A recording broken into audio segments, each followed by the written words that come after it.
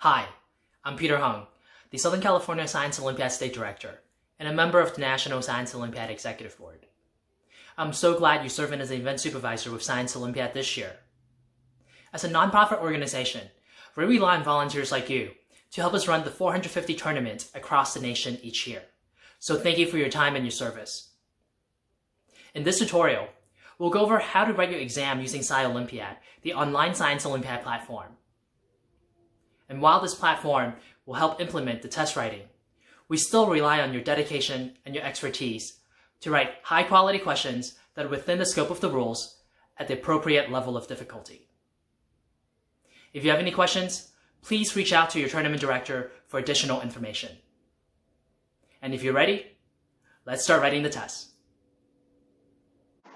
The first thing to do is to go to your tournament's Scilympiad site, as provided by your tournament director, and create an account by clicking on Login in the upper right.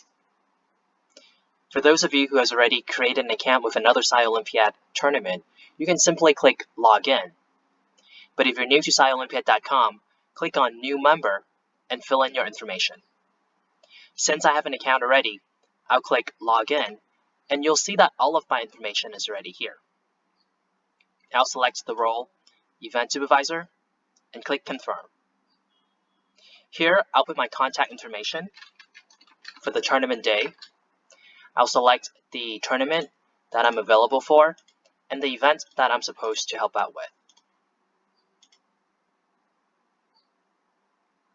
Once that's done, your tournament's director will receive an email and they'll be able to confirm your registration.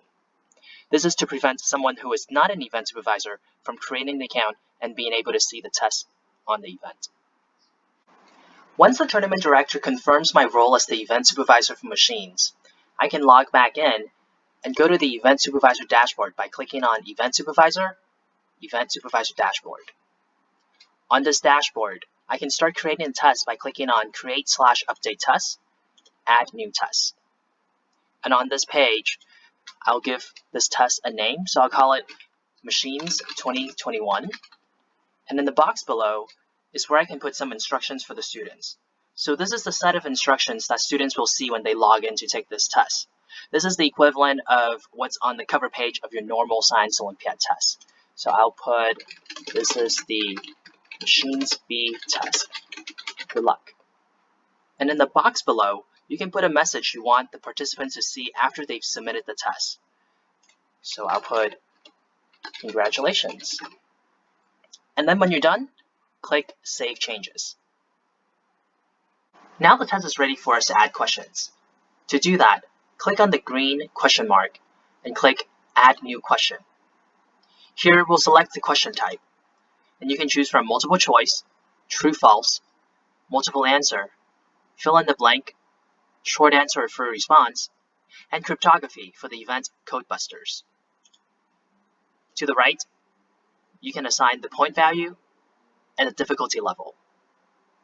I'm going to give them a relatively simple question, so I'll put 1 point and a difficulty level of 1. To learn more about the various levels of difficulty, click on the blue question mark here. In Scilympiad, the points for all questions are included, and if you want this question to also be used as a tiebreaker question, you can check the box here. Now I'll input my question. I can either type it in this box, or I can paste it from a Word document. One thing to note is that if I'm pasting, I should right-click and select Paste as Plain Text. I can also include images and embed videos by using these two buttons here. And I'm going to include a picture. I can also include math equations and chemical equations by clicking on the summation symbol here. My colleague Chris will talk more about how to do that in the next video. Now that I've finished with the question, I'm going to put in the answer choices.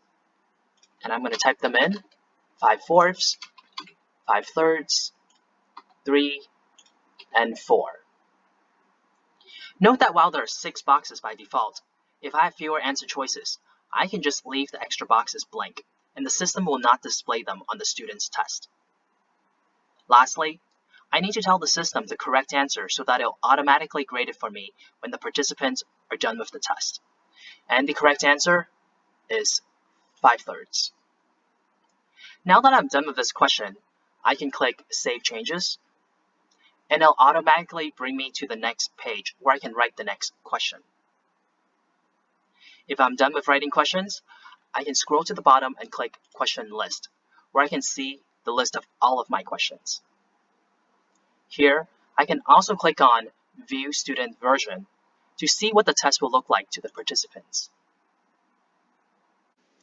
Once we're happy with the way the test looks, we just need to do one more thing, and that's to update the settings so that the system knows how long the students will have to take the test. To do that, go back, click on Edit Test, and at the bottom, click on Test Settings. Here I can specify the start and end time of the event. So I'm going to pick Saturday, and I'm going to start at 8 o'clock and end at 9 o'clock. For some tournaments, this may be over several hours to accommodate for different school schedules. Next, I can set the time limit for the test. This is the amount of time that the participants will be able to work on the test as long as they're within the time frame specified above. Since I want them to have 15 minutes, I'm going to leave it as this. Below are a few other options. One in particular that I want to point out is the Include Chat box for partners. To simulate the traditional Science Olympiad tournament experience where partners can talk to one another, we have to make sure this option is checked to provide the partners a text-based chat option during the test. And when we're done, click Save Changes. And lastly, when everything is done, you can publish the test. And this is what's going to allow the students to take the test on tournament day.